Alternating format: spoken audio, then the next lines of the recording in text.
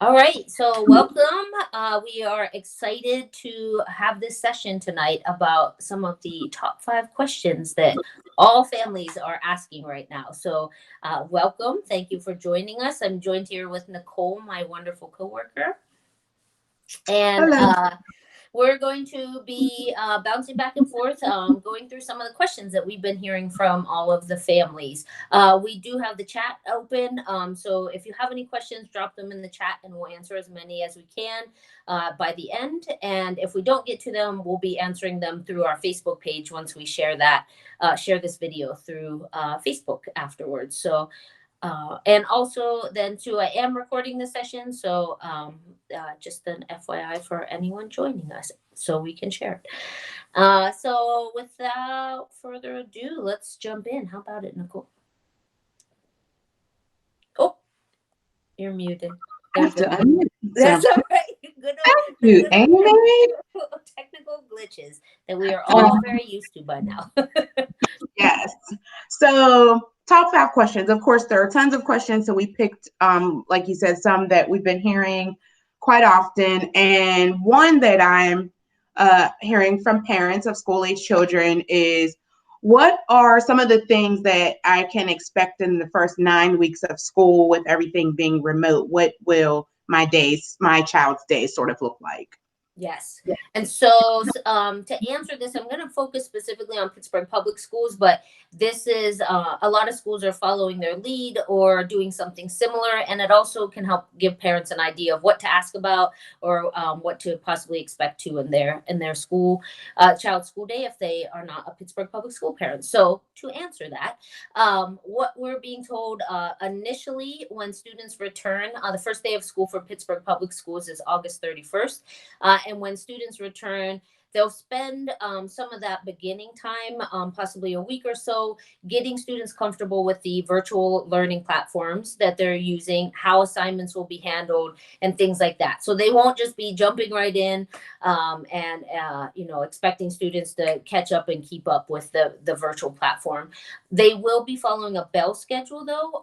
So at when they're physically in the school building, as many of you know, there's typically a bell schedule that lets them know when they're rotating between classes or things like that. They will be following something similar, which leads to the second point. It's really important that your children or child is logging in for attendance in the morning. If they're switching classes and going to different teachers at set times, that they're on time and logging in for that, because they will be keeping track of attendance like they regularly would as well too during these school if it was in-person schooling. And also related to that too, if you are having technical difficulties, which we'll talk about a little bit more later too, please, we strongly recommend that you have a paper trail, that you are letting your child's teacher know about this, you're letting the principal know about this, so that there aren't truancy issues or anything related to that because of technical glitches or things out of your control. So make sure you notify the school immediately if you're having any of those troubles, and keep a paper trail of your communications with them. There also, so in the spring, there was some adjustments to how grading was being done, but now going back into the fall, they'll be returning to the regular grading policy. So what that means is tests and major projects count for 40% of the grade. Quizzes and daily assignments count for 50% of the grade. Again, why it's really important to log in every day and have your child active in the virtual learning. And homework is 10%. The virtual platform that I keep mentioning, so for Pittsburgh Public Schools, they will be using Schoology, which is the platform for instructional materials, assignments, discussion boards, and then they have the Microsoft Teams, which is used for the video conferencing aspect of it. To that point, and Nicole's actually about to drop in the chat next, or I'm sorry, on Tuesday the 25th from 5 to 7 p.m. Pittsburgh Public Schools is hosting a webinar on those learning platforms, on Schoology and Microsoft Teams. So how to use it, and it'll be broadcasted through their Facebook page, which Nicole will drop the link to their Facebook page in the chat right now too. And that's the last thought on this as well too, is make sure you're following Pittsburgh Public Schools Facebook page or your school specific Facebook page. That's been the most direct and easiest way for even Nichole and I to follow along with the updates and the changes and the information that is, coming up pretty often in these times. So follow the Facebook page, and that gets you a lot of great information there too. And then the last thing Nichole's going to be dropping in the chat, there is a transportation survey Pittsburgh Public Schools is asking families to fill out now so they can see what the need would be when students are scheduled to return to for in-person learning on November 5th. So filling those forms out is for PPS students and non-PPS students, since they offer transportation to charter school and private school families as well. So that is a glimpse of what to expect and some supports that exist out there right now. Thank you, Amy. You talked a little bit about, making sure that you're communicating and doing all these different things with the school. That requires a lot of tech and all that stuff. And so for the kids that still need devices so that they can, stay logged in and reach out to their teachers and get messages, where can they get a device if they don't have one? And then once children have devices, for parents that aren't extremely tech savvy, where can they get support around learning all those systems? That is a huge question. Yeah, that we are definitely hearing a lot about. So before I jump into that, though, I want to clarify, even if you got a device back in the spring, you still need to return that device and get a new one. The device that you got in the spring will not work for the fall, so you have to exchange it.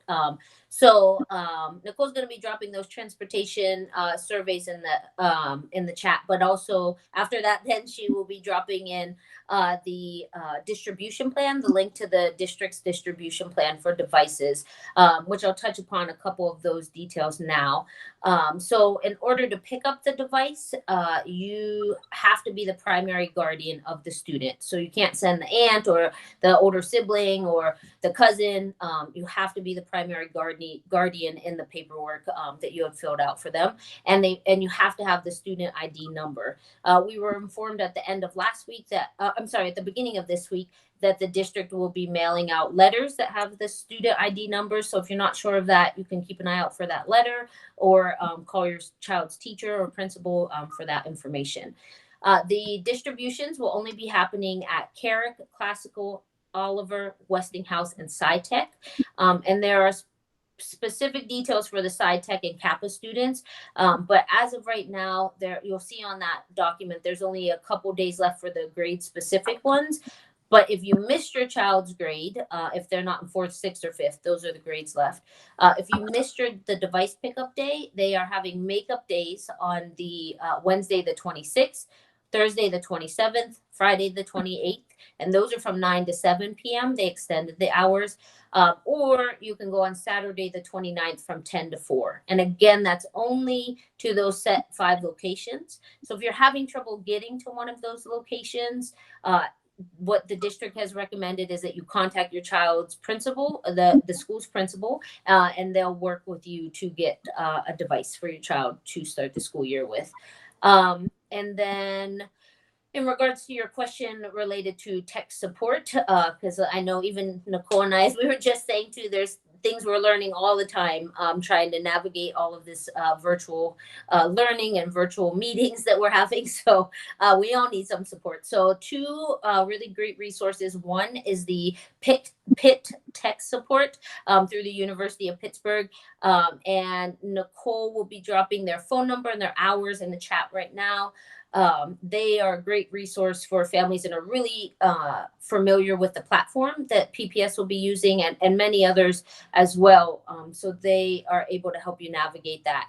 A basic tech support is through the Carnegie Library of Pittsburgh, and you can chat on their website with them to ask them some questions. You can email them, or you can call them, which might be easiest if you are needing some basic tech support, and they'll walk you through and try to help you out with some basic computer skills and computer and tech needs that you might have. So you are not in this alone. And it just last thought about this, it loops back into even, like I said, if you're having trouble logging in, so your child's attendance keeps up, or if you're having technical difficulties that prevent them from getting their assignments in, contact your child's principal or the teacher immediately and let them know that these are issues. And also, in the meantime, to call on maybe one of these tech support numbers to get some extra support. All right. So my last question for you, Amy, is regarding, we're talking about like supports for families right now. And our third question that we're sort of asking on behalf of families is, where can I get learning supports for my children? Yes. Yeah. Super great question. So for students with IEPs, okay, so there's a lot of information I'm about to unpack here. Um, so this is where, even too, if you have follow-up questions, you can contact us, or we're going to drop some resources at the end. But for students who have IEPs that they were receiving their core instruction from a special education teacher, they're going to continue to receive those supports from a special education teacher or service provider during those live instruction times that students are logged in with the teacher.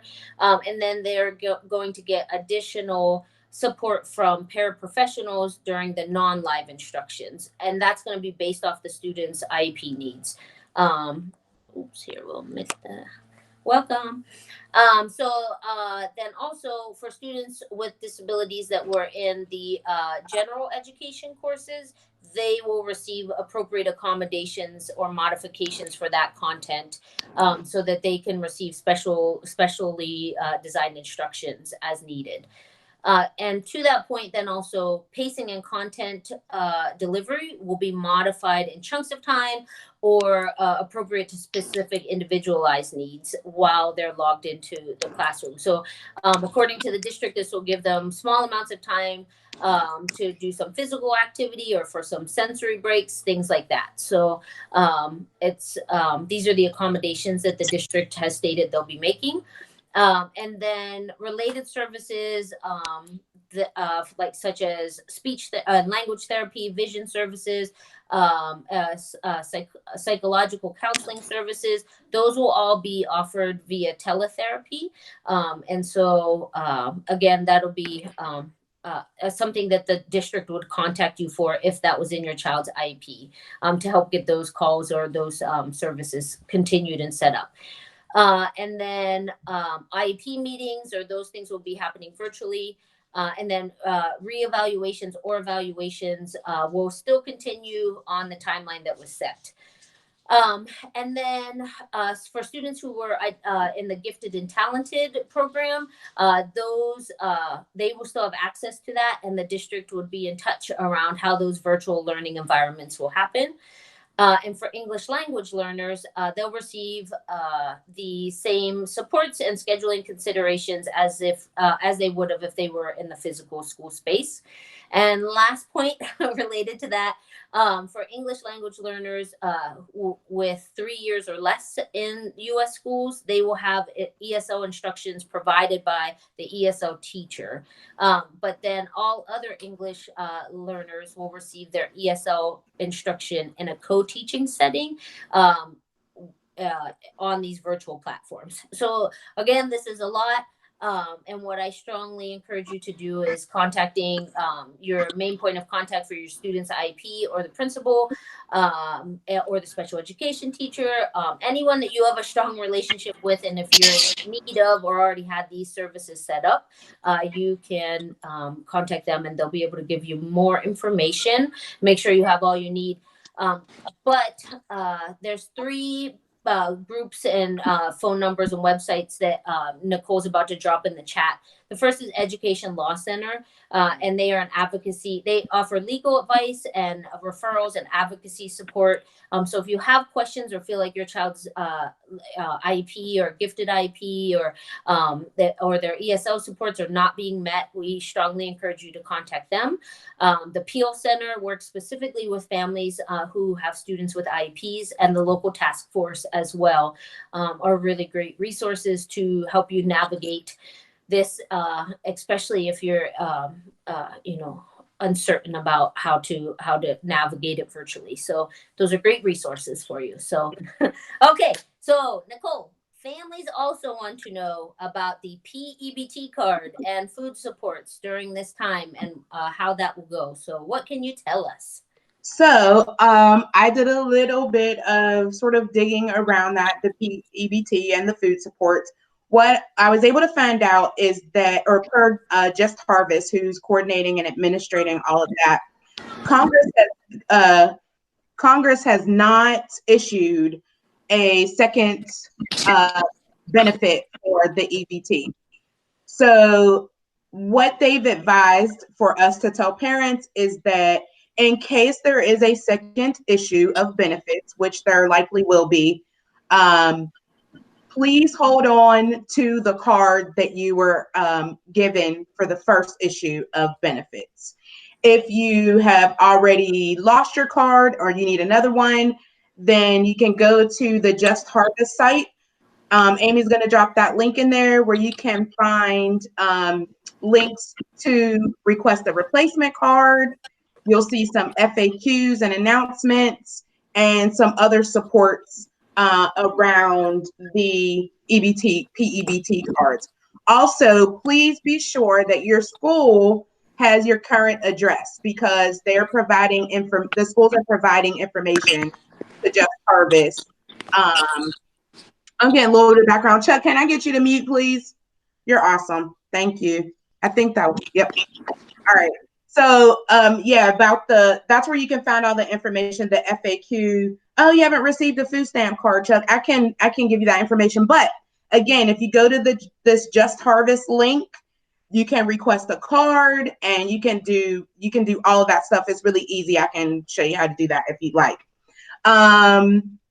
Then so please make sure that you hold on to that card when you get it. Also know that I was surprised to find out that those benefits expire within 6 months. So when you get the card, you have to use those stamps within 6 months. You have to have a zero balance or the card, or it kind of goes back into the kitty for like charities type of sake.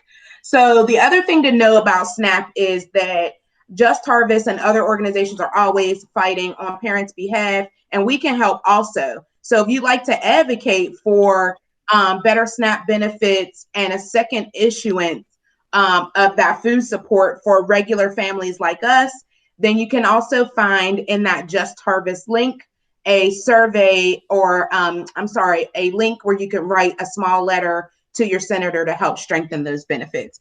In the meantime, fortunately, there's so many other local organizations that are providing food supports. Amy, I know I gave you a lot of links to drop in there, so just take your time. She's going to add those. So the first one is that PPS is still doing those grab and go meals for students during the school year. So Amy's dropping or has already dropped the link in there, and you can find out where to get the which schools have the meals to go, and then you can also find out the dates and the times for all of those grab and go meals. United Way 211, please don't forget, that is a great resource. They're familiar with families, and also they'll give you information in proximity to like where you live, even with regard to food delivery. I hear families for themselves or other people saying, hey, I have neighbors and they don't drive. So that's where you can find out about delivery services also. And then our Greater Pittsburgh Food Bank, you can go onto their website. Right at the top, it'll say get help. And they have a distribution, a drive-through one coming up on August 31st. They do ask that families register in advance. So if you use that link, you can go to their site, register for that food drive. If for some reason you don't get a chance to register, then go anyway. And don't forget to follow our A+ school site because we are always posting more resources around food. That's super helpful. Thank you, Nichole. So last burning question from the families we have spoke to is, who is offering reliable childcare or out of school time support during this time. So we have a lot of working families and families that so have to physically go, or families that have to stay home and work. How do you juggle all of this, and who's there to help support that? Woo! So there are a lot of links for this one, Amy. If you want, you can like just delete all the other information and just include the links because I have some other notes in there. But I was laughing because I'm like, parents are always, and we're all asking the same thing. Where are these remote learners going when we got to go? Like, what am I going to do if my kids, I have to go to work? So the good news is we have several, right, Chuck? I know we spoke too. So we have several links, and it seems like one little link, but each of them lead to like a plethora of information and providers. I know that I shared some with you already, Chuck, but there's additional ones in there. So all of those links are going to be, you log in and it'll ask you to put in maybe your zip code, and they all have very prominent like find a provider type things on their site. And so you can go in there and there is a ton of information in addition to, like we already said, 211. We do have a few sites that I just wanted to highlight. So the first one is Bridge to Learn, and that's in there. And that's where you can discover hundreds of programs, activities, and resources, all from like local organizations that you're already probably familiar with and trust.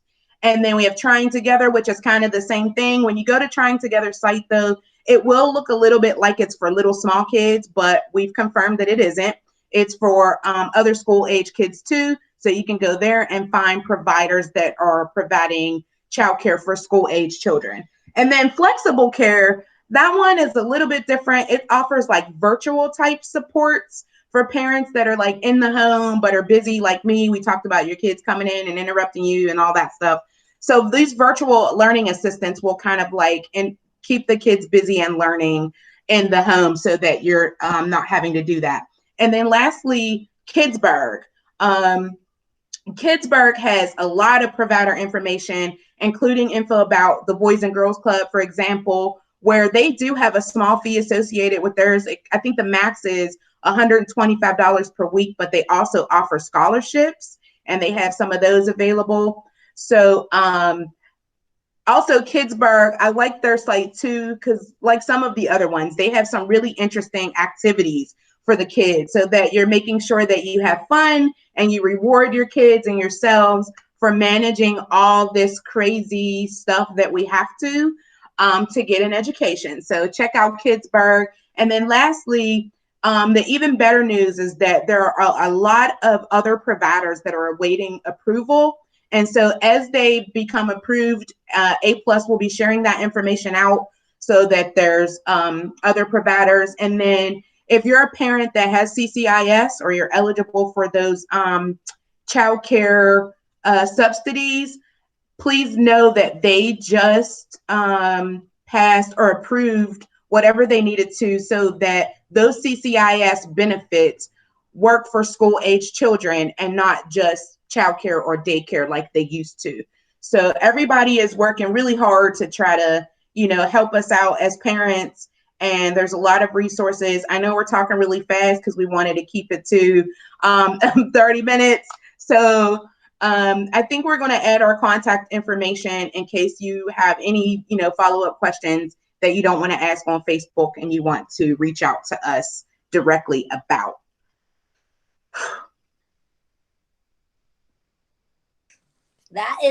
That's a lot that we covered. Yeah. So that's why it's good we're recording this so people can go back to and watch it.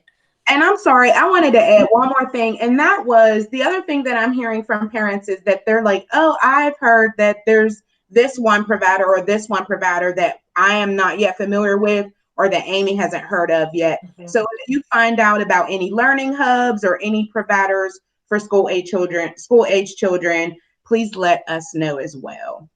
And I'm about to share on the screen our flyer for our family hotline. that is also a great go-to resource because we're partnering with a lot of amazing organizations to field calls from families about questions that you might have. Any of the topics we covered today are a lot of the things that we have resources or connections or answers to clearly, as you can see.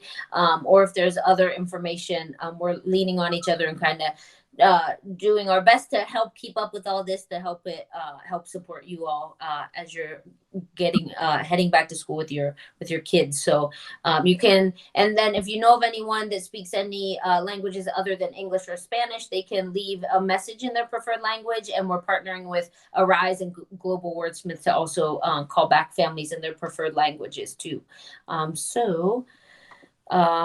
That is another great resource. You have our contact information. Don't hesitate to reach out to us. And also keep an eye out. We'll be sharing this video with this information on our Facebook page in about a week. So if you know of other families that can benefit from it, point them in the direction of our Facebook page. I dropped that link in the chat too. And they can catch it, the recording of this afterwards. So. Yep. Hope that was helpful. Thank you for joining us this evening.